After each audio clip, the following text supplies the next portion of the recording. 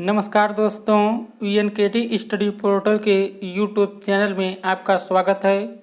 जैसा कि आप सभी जानते हैं, हम सब डेली सामान्य हिंदी से टॉप 20 इम्पॉर्टेंट क्वेश्चंस का प्रैक्टिस सेट करते हैं। तो दोस्तों, यदि आप अभी चैनल पर नए विजिट कर रहे हैं तो चैनल को सब्सक्राइब कर लीजिएगा, साथ ही बेल आइकन को भी प्रेस कर लीजिएगा। और यदि आप सामान्य हिंदी का क्यूज करना चाहते हैं तो मैंने उसका लिंक वीडियो के डिस्क्रिप्शन बॉक्स में दे दिया है, वहां से आप सामान्य हिंदी का क्यूज कर सकते हैं। और दोस्तों, आपका 20 में से जितना भी प्रश्न सही होगा कमेंट बॉक्स में जरूर बता दीजिएगा कि आपका 20 में से कितना प्रश्न सही हुआ है। तो चलिए हम सब शुरू करते हैं। देखें, आज का जो पहला प्रश्न है, आप सब इससे बताइए, वाक्यों का वर्गीकरण कितने आधारों पर किया गया है? बताइए, 2 आधार पर कि 4 आधार पर कि 8 कि 3? देखिए, पहले का ऑप्शन नंबर ए सही होगा।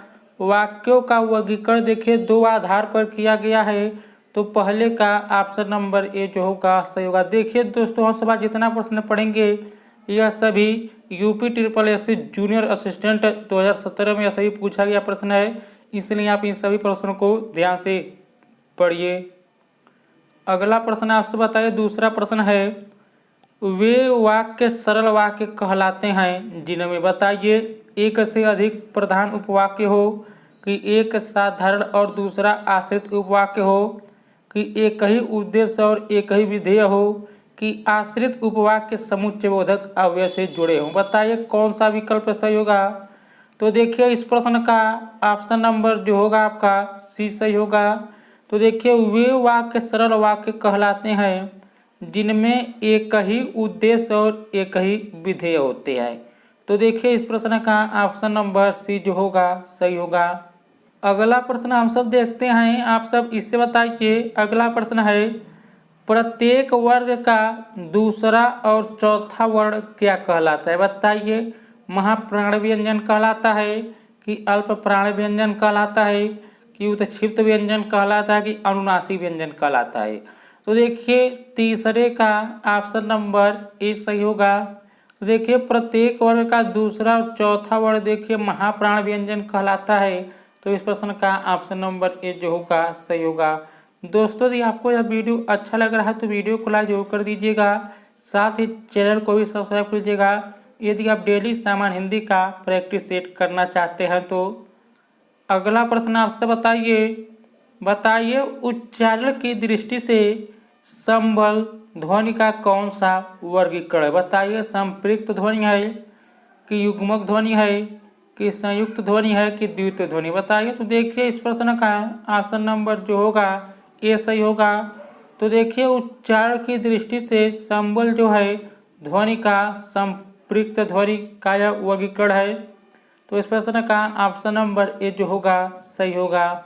अगला प्रश्न आपसे बताइए विपत्त प्लस जाल बराबर विपजाल में कौन सी संधि है? स्वर संधि है, कि व्यंजन संधि है, कि वृद्धि संधि है, कि गुण संधि है?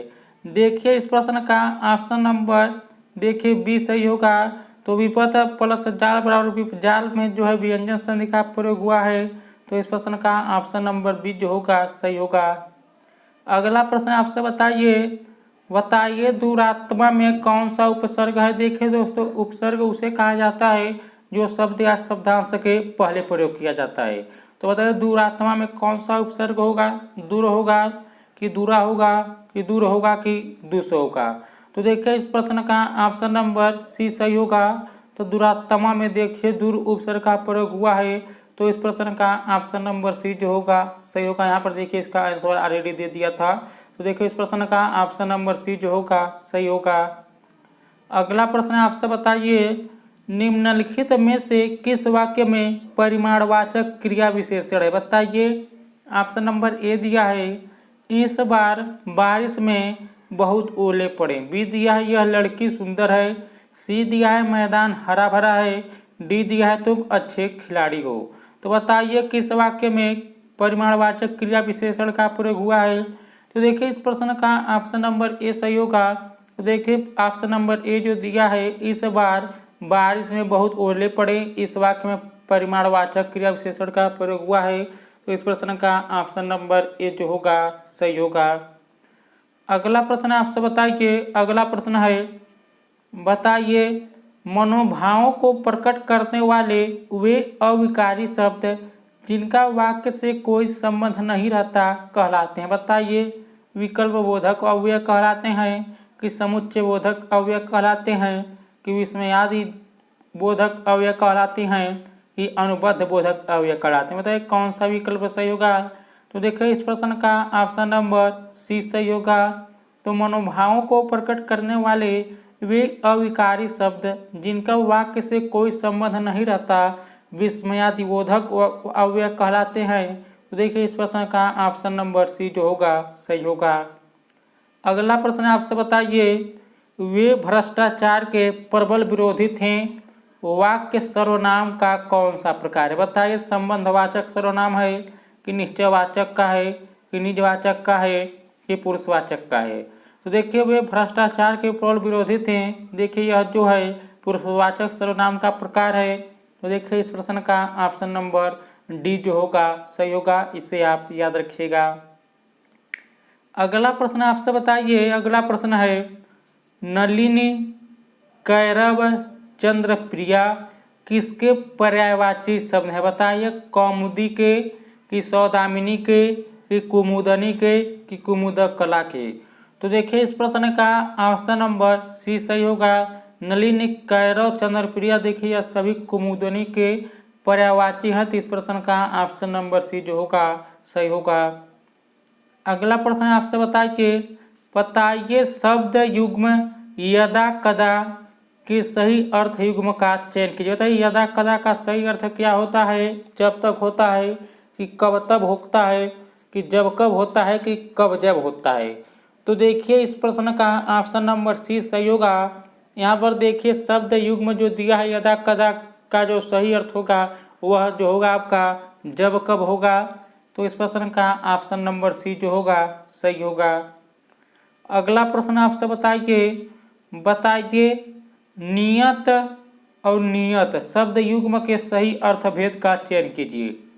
बताइए इरादा भाग्य होगा कि इरादा निश्चित होगा कि निश्चित इरादा होगा कि भाग्य निश्चित होगा। तो देखिए इस प्रश्न का जो होगा आपका ऑप्शन नंबर सी सही होगा। तो देखिए यहाँ पर देखिए नियत का अर्थ निश्चित होता है और देखिए यह जो बड़ी ई का मात्रा न पर है इसका अर्थ इस नियत का जो अर्थ होता है इरादा होता है। तो इसे आप याद रखिएगा। अगला प्रश्न आपसे बताइए आलोचकों के अनुरूप हमें अपनी रचना में परिवर्तन करना होगा। इस वाक्य में किसी एक शब्द का संदर्भ और भाव की दृष्टि से उपयुक्त प्रयोग नहीं हुआ है, उस शब्द का चयन कीजिए। बताइए ऑप्शन नंबर ए दिया आलोचकों और बी दिया है अनुरूप, सी दिया रचना, डी दिया है परिवर्तन। तो देखिए इस प्रश्न का ऑप्शन नंबर बी सही होगा। देखिए यह जो वाक्य दिया है यहाँ पर देखिए इसी शब्द का जो है संदर्भ और भाव की दृष्टि से उपयुक्त प्रयोग यहाँ पर देखिए नहीं हुआ, यहाँ पर अनुरूप जो होगा सही होगा। अगला प्रश्न आपसे बताइए अब आप चल सकते हैं वाक्य में कौन सी वृत्ति है। बताए सामर्थ्य सूचक है कि निश्चयार्थ है कि बाध्यता सूचक है कि इच्छार्थक है। तो देखिए इस प्रश्न का ऑप्शन नंबर ए सही होगा। अब आप चल सकते हैं वाक्य में यहाँ पर देखिए यह जो वाक्य है सामर्थ्य सूचक वाक्य है। तो इस प्रश्न का ऑप्शन नंबर ए जो होगा सही होगा। अगला प्रश्न आपसे बताइए यहाँ पर देखिए प्रश्न दिया है दिए गए विकल्पों में से उपरोक्त वाक्य के सही हिंदी अनुवाद का चयन कीजिए। तो यहाँ पर देखिए आपको सही हिंदी अनुवाद का चयन करना है। तो देखिए ऑप्शन नंबर ए दिया है एक अशिष्ट व्यक्ति कुछ कहता नहीं आदेश देता, यह सही है। कि बी दिया है एक अशिष्ट व्यक्ति वह होता है जो कहने या प्रार्थना करने की अपेक्षा आदेश देने की इच्छा रखता है, यह वाक्य सही है। कि ऑप्शन नंबर सी दिया है एक दुष्ट व्यक्ति प्रार्थना करने की अपेक्षा आदेश देना पसंद करता है। और डी दिया है एक शरारती व्यक्ति प्रार्थना की अपेक्षा आदेश देने की सोचता है। तो बताइए यहाँ पर कौन सा यहाँ पर सही होगा। तो देखिए इस प्रश्न का जो सही होगा वह जो होगा आपका बी सही होगा। तो देखिए यहाँ पर जो दिया है एक अशिष्ट व्यक्ति वह होता है जो कहने या प्रार्थना करने की अपेक्षा आदेश देने की इच्छा रखता है। तो देखिए इस प्रश्न का ऑप्शन नंबर बी जो होगा सही होगा।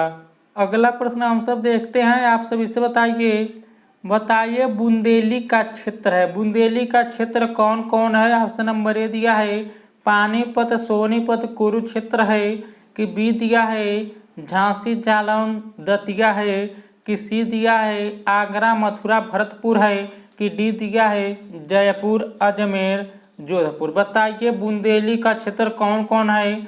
तो देखिए इस प्रश्न का ऑप्शन नंबर बी सही होगा। तो देखिए झांसी, जालौन, दतिया यह सभी जो है बुंदेली का क्षेत्र है। तो इस प्रश्न का ऑप्शन नंबर बी जो होगा सही होगा। अगला प्रश्न आपसे बताइए, देखिए प्रश्न दिया है निम्न में से कौन सा संकेतवाचक वाक्य है। बताइए ऑप्शन नंबर ए दिया है यदि वर्षा अच्छी हुई तो फसल भी अच्छी होगी, बी दिया है क्या इस बार अच्छी वर्षा होगी, सी दिया है फसल अच्छी हो तो अच्छा है, डी दिया है वह क्या अच्छी फसल है। बताइए कौन सा विकल्प सही होगा। तो देखिए इस प्रश्न का ऑप्शन नंबर ए सही होगा। तो यहाँ पर देखिए यदि वर्षा अच्छी हुई तो फसल भी अच्छी होगी, इस वाक्य में जो है संकेतवाचक का प्रयोग यानी देखिए यह संकेतवाचक वाक्य है।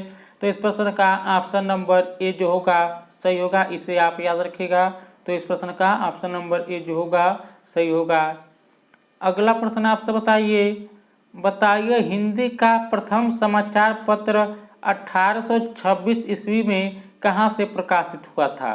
दिल्ली से कि मुंबई से कि कलकत्ता से कि मद्रास से। तो देखिए इस प्रश्न का ऑप्शन नंबर सी सही होगा। हिंदी का प्रथम समाचार पत्र 1826 ईस्वी में कलकत्ता से प्रकाशित हुआ था।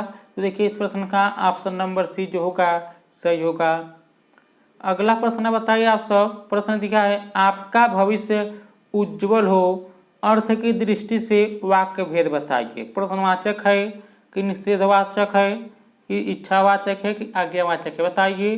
तो देखिए इस प्रश्न का ऑप्शन नंबर जो होगा आपका यह देखिए सी सही होगा। यह जो वाक्य दिया है आपका भविष्य उज्जवल हो, यह देखिए अर्थ की दृष्टि से इच्छावाचक वाक्य है। तो इस प्रश्न का ऑप्शन नंबर सी जो होगा सही होगा।